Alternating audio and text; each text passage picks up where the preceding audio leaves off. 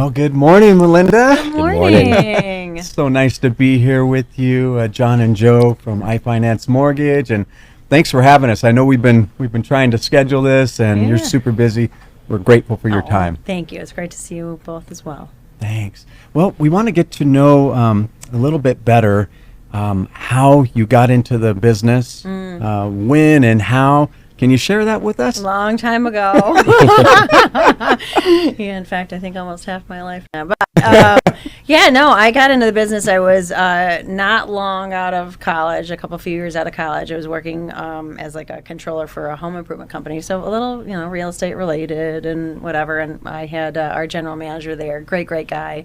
He comes to me one day, he goes, I used to do mortgages back in the 80s, and it was a really great thing, and the market's kind of heating up again. This is in 1999. And he's like, do you want to go start a mortgage company? And I'm like, why not?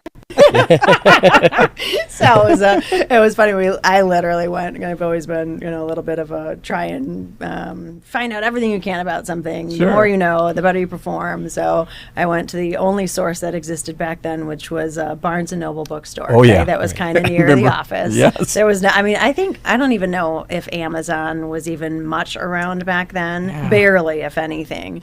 And I bought the one book on mortgages that was there. It was probably, less than an inch thick, probably 3/4 of an inch thick. And that was everything about mortgages. I'm like, okay. I guess I Mortgage know. 101. Let's do this thing.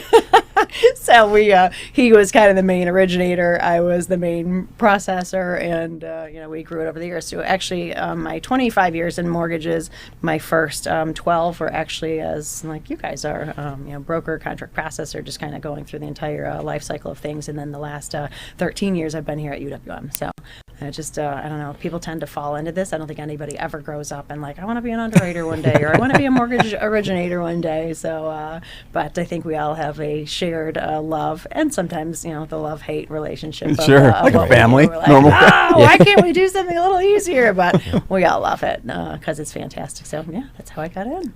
Nice. So as a CEO of UWM, what are some of your daily responsibilities? It's a lot of, it's a lot of collaboration. Like my elevator pitch is always like, hey, it's my job to make sure that we underwrite and close loans that we can sell, that, are clean, and that we do it in a way that makes our brokers fall in love with us, and they can't help but want to send the next loan to us. And, that kind of encompasses everything, that we do our jobs well, and that we perform just exceptionally well for you guys. I say all the time, I'm like, we don't sell mortgages, we sell the experience of getting a mortgage, just like you do too. It's not just oh, they got the money to the table and everything is great. It's really, hey, is it communicative? Did we take as much stress out of it as possible? Hey, we're not perfect, but when we mess up, do we fix it quickly? And all of those great things. And same thing for you all in the consumer facing world as well. So, but a lot of meetings. I get to work on a lot of the fun pilots and things that we do with Fannie and Freddie and things like that. Very, very involved in our technology and our rollouts here, a lot of the things that we do. And I don't know, just constantly on the lookout for feedback from our clients, and just looking for ways that we can tweak things and make them better, or come out with a new great idea. So that's my life. Well, we always look forward to Melinda's up there. Yes. I wonder what's getting rolled out today. Yeah. Well, Matt likes those rollouts best, but yes, there's good stuff. It's just it's amazing thinking back, as I just shared my mortgage history with you.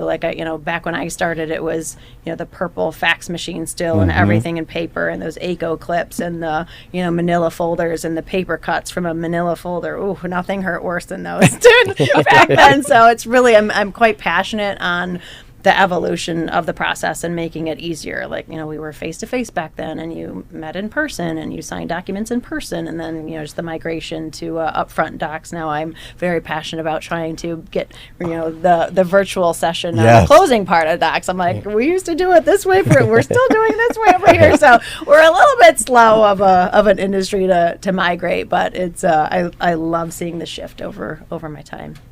Yeah, that's amazing. We love it as well, the simplicity, and that's what we sell. When we're talking to our realtor partners, you got to work with us, because look at our team behind us. 9,000 people behind us that are just grinding. They're just Yes. working hard to streamline and make it fast. And I love that you say that, and that's exactly what we strive for, just being, part of your team, just being the back office to you guys, and most importantly, making sure that the consumer has a great experience. So it's great. We can feel it. Right. Yeah. And like you're talking about passion, right? So, it's no secret that you're really passionate about the mortgage industry. And, you have an incredible work ethic. When talking about passion and work ethic, especially with work ethic, what would you say about work ethic? Is work ethic something you're born with? Is it a God-given talent or something you develop within time? That's an interesting question now that I'm the parent of 2 boys. But, mine, when people ask, hey, where did it come from? My dad, I grew up very blue collar. He was kind of a local truck driver. So he was home every night, but he got up at 4 a.m. and he got home at probably 7 p.m. every night and half a day on Saturday. And I watched that for a million years.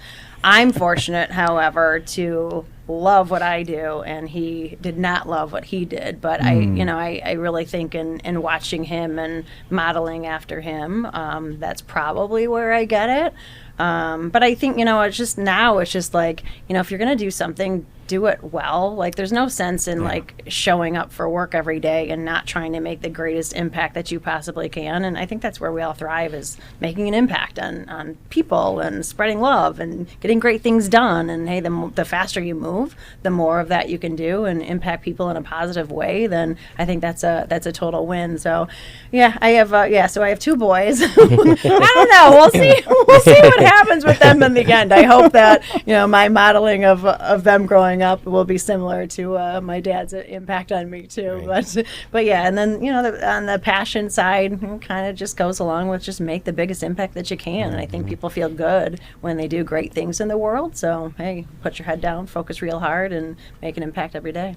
Yeah. It's Well, powerful. you come with fire and passion, but how do you maintain that? Like, every time we see you, whether it's the sales huddle or walking around, or even today, you're just fired up. How do you keep that at such a high level all the time? I don't know that it's a conscious thing. I mean, I think it's just the way to be and the way to choose. I focus on the things that I can control and the things that make me happy and the people that make me happy, and I try and stay away from or amend as much as I can the things that are more difficult in my life. Some people like to focus on those things, and that's what's comfortable for them. I'm the opposite, and I love to focus on the positive and bringing light to people's day and being the silver lining to things too. It just feels much better as a human being. But It does. I love talking to people, love our business. So proud of what we do here at UWM. I'm so proud of our brokers, and I've been wholesale the entire time, minus one little blip when my wholesale company switched over to a retail company in there. But it's been amazing. I think back early days, I think we were over half of the market share in the wholesale world. And, I've always known that brokers are the far better place to go. Like, it was easy being in the city that I was originating. It was very easy to compete with the one big retail lender that existed, because I could always save, in rate considerably and in cost considerably. It was, like taking candy from a baby, as they would always say. So it's been really cool over the last, 10, 15-ish years that I've been here to really watch that wholesale model come back and watch our brokers really start to win out there. And that makes me excited to be here too. Yeah, well, that's wonderful. Let's shift gears just a little bit and talk about Forbes. Forbes interview. That was a fun one. I got to say, Melinda, we watched that the other night again. Aw. And, Diane Brady, when she was interviewing you, it's just the most powerful woman in the mortgage industry. That And here was we are sitting with it. interesting. Wow, this is great. Well, I didn't know that until this thing came out that was going to be my title, or the way that she framed me. But yeah, no, that was fun. She was a tough interviewer, actually. She was. And yeah. There was a couple times I was like, just ask your question and let Melinda talk, please. And I'm like, hope she's not watching this, but we No, it was really great. She did a enjoyed great it. job. She did. I really I actually like those type for sure. But yeah, that was really sweet. And I often forget, because I've been here for so long, and we just, I don't know, it's sometimes it's hard to take the time to reflect on, where we started and where we are. Sometimes you're just caught up in the day to day to really think back and be like, oh my gosh, like we are a giant company and we are making a huge impact in the American housing economy, and it's pretty cool to kind of sit back and realize it, because we're not always the best at doing that. We just see all these great things still left to do, but it's always fun to kind of reflect on what brought us here. So that was a cool interview. We were talking a little bit, and even in the interview there, it had to do with processes, technology, underwriting, which I know is all of that is very dear to your heart. It's what you oversee, and you gave a lot of good information as to why UWM is number one. And can you tell us a little bit about the efforts to make the underwriting process more simple, to make technology really work for us as brokers so that we can deliver what we say we're going to deliver? Yep. I think if you boil it down into probably a couple things, one is, our constant get better every day, get better as a human being, get better as a company, get better for our brokers, get better like all the time. And then just the never relax mentality too. It's like there's, again, kind of goes back to, hey, if you're going to do something, do it really well. Yeah. So, everything is, okay, this is fun. Like, how do we make things more simple? Like, our product is very complex, and it's very stressful, and it's very emotional, right? Yeah. For you guys too, we're selling the same thing, right? Sure. So, think of the end buyer who's moving, and like the homeowner, and is the value going to come in? Is the inspection going to be fine? I finally found a house. Everybody's offering out. Like, it is a very tough product. So, hey, to make it as successful as possible, how do you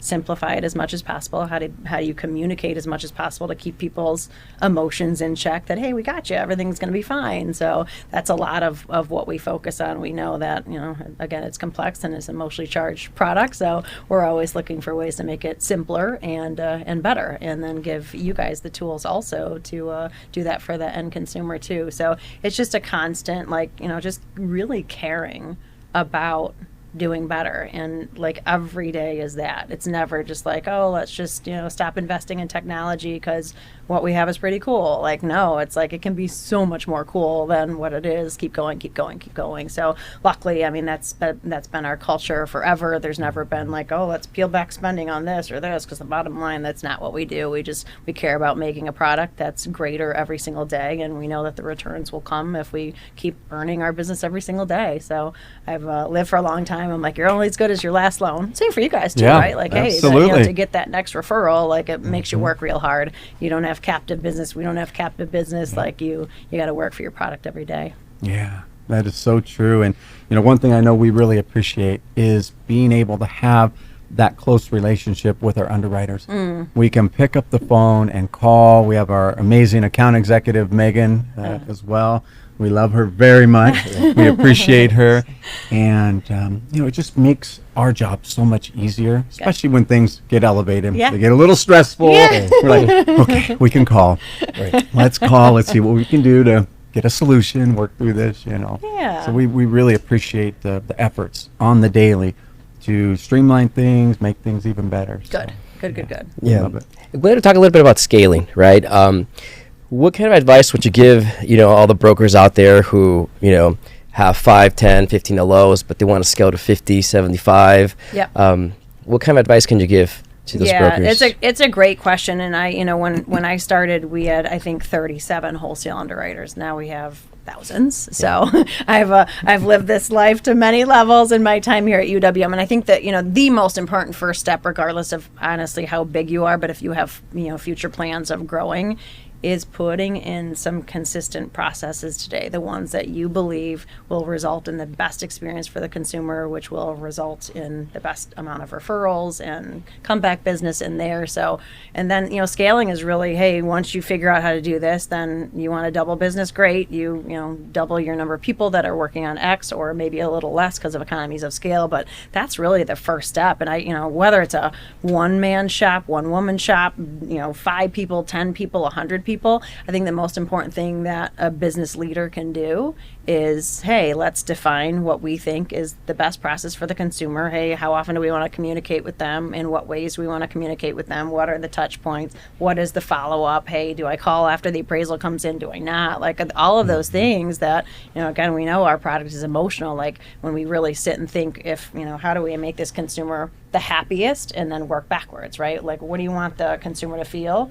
And then working backwards from there, like how do I make certain that they feel that way? Hey, I'm going to have touch point here, here, here. So, number one is putting in good processes to get the consistent good service that really the borrower deserves in the end. So I'm not a big fan of like, leave it up to, I leave it up to my processor, however they want to do it. Hey, I leave it up to my LO. They all do it in different ways, however they do. It's like, no, like that's, that's our job to really, really think about that experience and then go backwards from there and figure out what it is. And then again, hey, you just put in more inputs to get the, more outputs. And that's what scaling is really all about, just replicating those great processes that are in place to do it really limitlessly. Yeah, that's good. I think, as Joe and I talk about how to scale our, boutique shop, we look at UWM as an example. I mean, long before, Matt and you guys, you started hiring all kinds of people. We all thought you were crazy. Like, what are they doing? Look at the economy. Look what's going on. And you're just hiring more people. Yeah. And it all makes sense now. Yeah. It takes time to get these people trained. It does. And to do what they're doing so well. Yes. So what a great example that we've been trying to follow as well. Oh, good. I'm glad. Modeling is a good thing. You find something, find somebody or something that's great, and why reinvent the wheel? I'm a huge fan of that one. So I'm glad. I love hearing that. It's a heck of a compliment. So thank you. Absolutely. Well, people have been concerned about new government coming in, taking over, doing things right, and the general consumer is also wondering, what's the impact? Should I buy now? Should I wait? And our realtor partners are thinking the same thing, and they look to us like we have a crystal ball. Like, whoa, I mean, what are your thoughts? Should consumers, should broker shops, realtors, should we be concerned about the near future here? Or what's your thoughts on that? It's a great question, and being in the industry for a long time, we've seen the ups and downs, and one thing is clear: there's no way to predict them, and you never know what's coming. And we're always big fans of kind of control your controllables, and really, hey, if it makes sense in the moment, like you should probably do it. Not that I'm saying, make some quick rash decisions by any means, but hey, if somebody is on the fence of moving and they continue to rent and they're spending the money to rent, and they're like, I'm gonna hold out till rates come down because maybe with the new presidency they will. Like, it's just, I don't know, life goes by, and hey, you want a new place to live, raise your family, like how much time did you so I'm a big fan of that, just kind of the happiness scale for sure. But if anything, what we've seen is values, they continue to rise, and they've been rising through this entire thing. I don't even know how many years it's been now, because life is going way too fast these days. But learning from the last 3 or 4 or 5 years, to think that it's suddenly going to shift and all of a sudden values are just going to come back down and say, now's a better time, or hey, maybe I shouldn't buy now because it's gonna. I think it's hard to live that way. So I really think the new presidency will be good for mortgages for sure. I think it allows us to focus on different things, hopefully a little bit more innovation, hopefully continuing to drive down costs to allow people to hold their money for down payment instead of closing costs. So I think there's a lot of good things on the horizon. Of course, the big question is always, are rates going to fall? We have no idea. I mean, we never have, and we never completely will. But one thing is for certain. It's like, hey, if you do it today and rates fall, do your refinance. It'll be fine. And hey, as long as you can afford what you're doing now, then that's life, and you'll continue to earn equity, and your house is going to appreciate. So I am not a fan of holding off because of what may or may not come in the future. So I learned, kind of a simplistic analogy, like the weather report, right? Like, how often is the weather right or wrong? I learned a long time ago, if it says it's going to rain, I will never tweak my plans because it says it might rain tomorrow, because it usually doesn't, right? So I would never forego anything that I really wanted to do because somebody said that it might rain. So it's kind of my housing analogy in there too. That's so smart. Yeah, absolutely. And I know we get asked, when should I buy? Is now a good time to buy? My response to that is yes. Yes. If you're financially ready. Yes. And that's the home for you. Yes. Next to the schools you need. It's then yes. 100%. 100%. Yeah. Life's too short. So if it's something that you want to be a homeowner and you love that house, like, figure out how to get into it. So, do it. Yeah. Let's go. We got a definitely. great team. We'll help you, right? Yes. Well, we have exactly. one final question for you that is, I think, very, very important, because there's a lot of smaller shops around the country. There's bigger shops too that are always looking to stay successful. And there's been a lot of financial challenges, a lot of challenging circumstances over the last several years. But what advice would you have for us and for other brokers to stay successful, not only through the rest of this year, but beyond? Yeah, it's a good question. I think a lot of it is just adaptability too. Like, there's ebbs and flows. There's different things that will come your way, whether it's regulation or whether it's rates or the market or inventory or whatever it is. And I think just constantly keeping a pulse on things and being willing to shift very quickly and be willing to, hey, we did this thing, but it doesn't work, but I paid so much for it. Like, no, dump it, move on. Like, just kind of doing those things that kind of reassessing daily what the things you need to keep doing that will make you successful. And one thing is always true. I mean, care about your people, care about giving a great experience. Like, that's the heart of it all. And usually things fall into place from there. So those are the couple things. Like, I never say like, oh yeah, stop marketing. Like, how's that going to get you business? Or, hey, stop investing in technology. Like, no. And that's what people tend to do, right? Yeah. Is like, oh, let's cut the budget. That's not the right answer. And hey, if it's, I gotta, make a little less money for a while. And, in our business, I mean, I know it's tough for the people who get in the very high years, but like, we all know they're not always high. Like, the high years subsidize the lower years, right? So it's like, hey, you just make smart decisions now and know that we are in a business that comes up and comes up and goes down, but keep your head focused and keep doing the right thing and you'll succeed from there. So yeah, just do your thing. Love it. Thank you so much. Thank and words of wisdom from the most powerful woman in the mortgage industry. Well, thank you. Thank you for your partnership. Thanks for all the kind words today, and love that you're out there in the trenches and doing great things every day. Keep helping people get into homes, helping realtors grow their business. It's really awesome to hear. So great job to you too. Thank you. And thanks for having us today Of course, too. you. of course. Thank you.